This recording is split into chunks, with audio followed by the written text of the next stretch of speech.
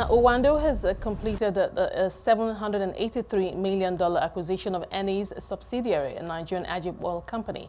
How does this fit into the company's diversification opportunities within the broader energy sector? Ekene Oyeka, Securities Trader at Norrenberger, joins me now for more on this, stock price movements and what's driving the sustained sell pressure in Nigeria's stock market. Ekene, thank you so much. Pleasure to have you on the show today. Thank you for having me today.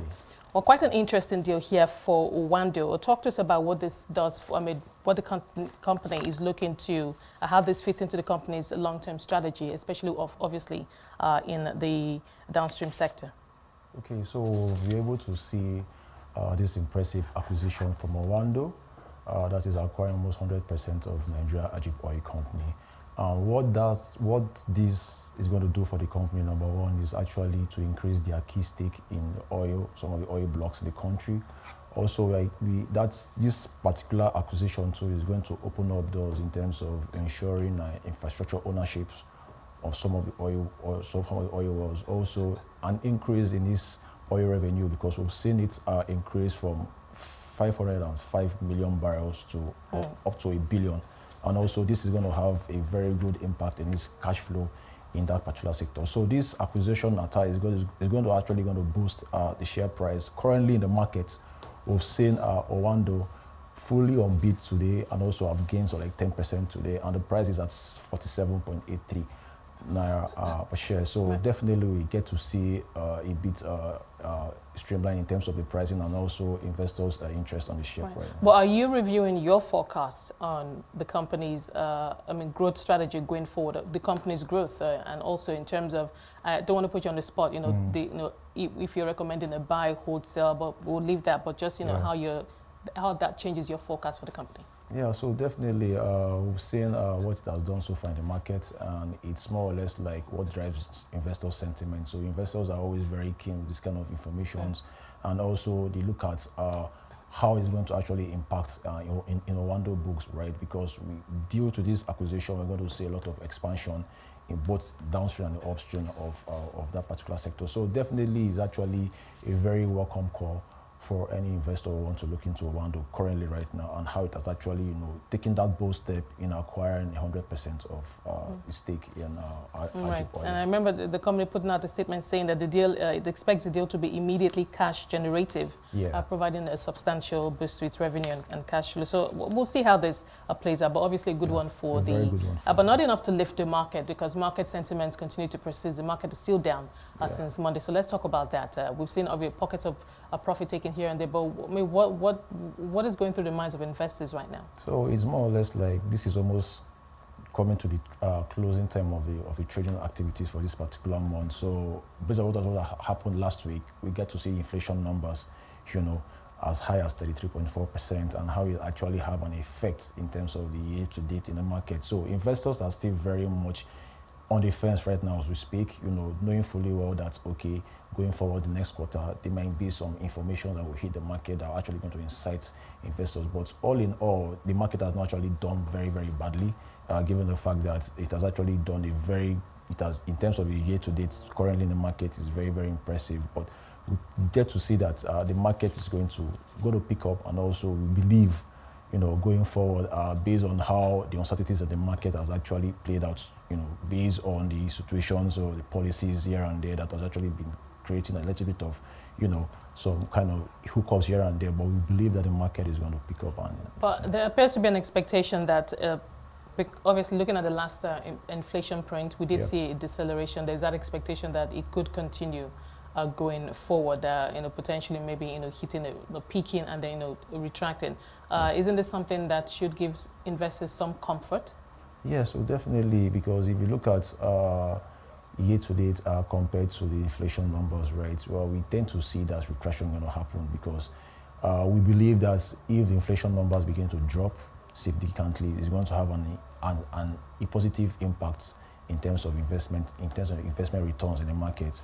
Knowing fully well, we know how attractive the FX market is, right? Concerning also the fixed income market, the yields are actually looking very attractive. So if the inflation numbers begin to drop, and we tend to see that happening, because of the numbers coming out next quarter, we believe that once that is being streamlined, right, we get to see more participation in the market and also investor sentiments growing very strong. Right. Now, according to your analysis, Geregu, Presco, and United Cap are the top 3 performing stocks this year. Let's start with Geregu. I mean, the appeal of the stock, and of course, these fundamentals that investors are focusing on. Yeah, so it's more or less like the performance of what he did, given the results actually came out. We saw their profit after tax actually increased also.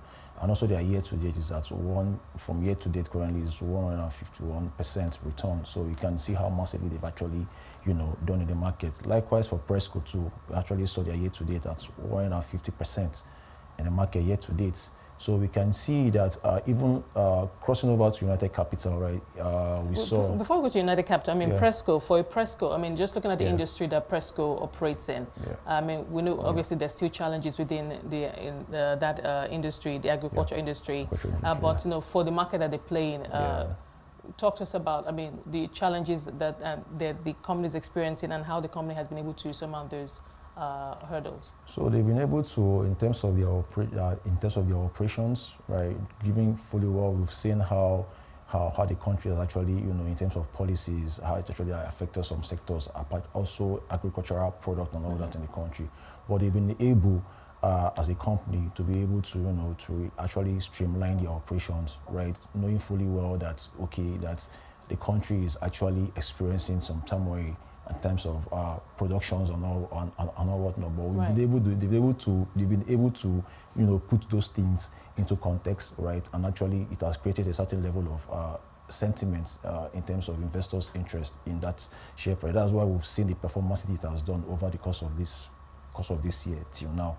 And all that. Would you say that, I mean, what we're seeing with Presco, has that rubbed off on its competition, Okomo Oil? Yeah, yes, of course, because once it's Presco is actually a market player in that particular space, and it has a way of trickling effect to other, other sectors, other players in that place. So that's what has really happened in the market. Yeah. Now let's talk about United Cap also. I mean, talk to us about why investors like this stock. Yeah, so United Capital, we look at their books, very fantastic. We've seen their profit after tax. We've seen their pre-tax margins actually increase, and also we've actually experienced a certain level of returns from that share price. Up until that last month, it was actually trading at 17 naira. We saw it go as low, but now it's actually picking up back now in the market. Because of the performances in terms of their financials. So United Capital still remains a very good stock, in the market, because we've actually seen the potential increase, doing fully what it has done, 121% year to date. It shows how impressive it's actually done. And, if the management keep doing what they're actually doing, we tend to see, that stock still sustaining, the pressures that actually comes from government policies and all that. So, right. Now, the market had just 1 week of trading left. That's next week, and it's that time of the month where portfolio managers take another look at their portfolio, rebalance it, get rid of some stocks, add some new stocks. So, what would a typical portfolio at the end of the month look like in terms of those stocks that will make it to I know it's different for every investor, depending on why they're in the market, short term, long term, etc. What will a typical portfolio look like? So a typical portfolio how is it going to look like now? Because right now we're actually tilting towards the end of trading activities in the markets. What portfolio investors will actually look out for is to look at stocks that can actually leverage on any risk that happens in the market. Because knowing fully well that there are some stocks that have actually done significantly in terms of their year-to-date returns and also their return on investments. So it's more of the lawyers that are trying to restructure those stocks, and also we get to see some little bit of sell-offs in some of those stocks so that they can be able to reduce their risk sentiment in their portfolio. Right. Would you say that, I mean, how would you say, how would you view, what's what I'm looking for, in terms of how Nigerian stocks are faring against the emerging market peers? We know that there was that time when we did see that exodus of foreign investors. Are we seeing more foreign investors coming back into the market? I mean, despite the FX issues, and how these stocks doing compared to their emerging market peers? Yeah, so we've seen the performance of the markets. We've seen those stocks have actually stand very tall in terms of FX issues in the country, and also against emerging market stocks and all that. But what we are beginning to see right now is the fact that with all these informations coming in, like all these mergers and acquisitions happening around the market, and also the bank recapitalization that's actually happening. So investors, we get to see foreign portfolio investors still coming back into the market, even though we are seeing a little bit of them, hitting the market. We get to see more of domestic players still dominating the market. But if all policies are being put into place, right, in terms of investment possibilities of opportunities in the market, we tend to see those investors still coming back in the market, and they actually have particular stocks in which they actually venture into, which are very, very attractive to them. So it's more or less like the investment environment, how viable it is for them, and also how competitive it is for them, knowing fully well that they can go to profit from the market too. Right, Ekene, thank you so much for your time. We appreciate your insights on the markets for this week. Ekene Oyeka, Securities Trader at Norrenberger.